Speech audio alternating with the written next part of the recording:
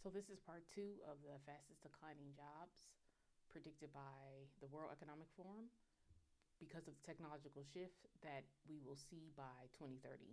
And we are definitely in a time where we're really seeing these changes. So I wanted to talk about this. Hi, my name is Dr. April Barrage. I'm a labor economist where I make innovation, tech, and the economy clear, accessible, and attainable. So let's get into this, okay?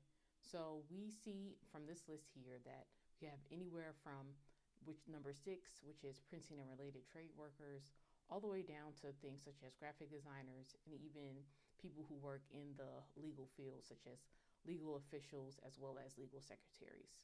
So I would like for you all to really focus not necessarily on these particular jobs. You have this information, but what I really wanted to talk about is the common themes that these jobs have. So majority of these jobs have very routine and repetitive tasks. So you do a very similar process every day. It doesn't really require a lot of creativity in terms of the skills. So it's very something that AI, and automation can replicate really well. And when I just want to make a caveat here, when it says legal officials and legal secretaries, this is not pertaining to lawyers. I just want to make that disclaimer so people who work for different law firms who are processing the paperwork, even certain paralegal positions are going to be changing. And then when we go into graphic designers, which is number 11, as well as transportation attendants and conductors, that is related to the digital era. So with the transportation attendants and conductors, this is going to be more so for very localized transportation. So in terms of the conductors, if you live in the Bay Area or have been to the Bay Area or Phoenix, Arizona, or the city of Austin, there already are self-driving cars. So we're going to see this scale out on a much, much larger scale.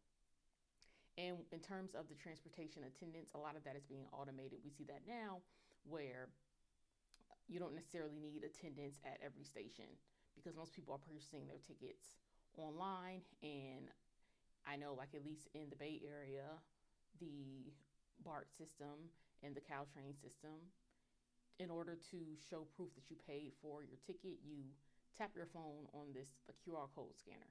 So just think about that as well. And when you go into things like claims adjusters, examiners, and investigators, which is number 12, that's because although insurance issues are very unique, but kind of the payout, the scale of the emergency, etc., is so much information and data on that AI and machine learning is going to replace a lot of those positions in terms of predicting, how much the claim is worth, what is the value, and things of that nature. And another thing that I want to talk about, what all these jobs have in common, is that notice how a lot of these positions, you don't necessarily need to speak to another human and have a lot of human interaction. For most of them, I would say, except for the exception of number 9 and 10, that's just due to things becoming more digital. But that is the key in the age of AI. You have to develop people skills and get in positions, set yourself up in whatever field you want to go into. Start looking up jobs that are very human facing in your specific industry, because those jobs are at a much lower risk of being eliminated in the age of AI. Understanding how humans think, the emotions, being able to interact with them, more human facing jobs are what's going to be important in the age of AI. That's why number 13 and 14, it says legal officials and legal secretaries, but actually lawyers are going to be extremely valuable during this time, because you have to argue in front of a judge if you're going to trial.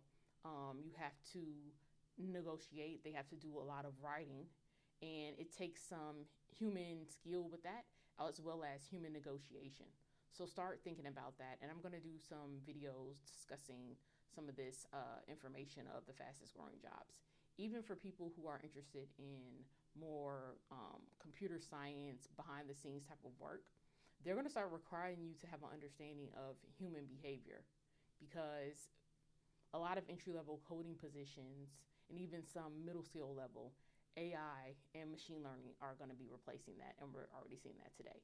So let me know what you guys think in the comments. Thanks so much for listening.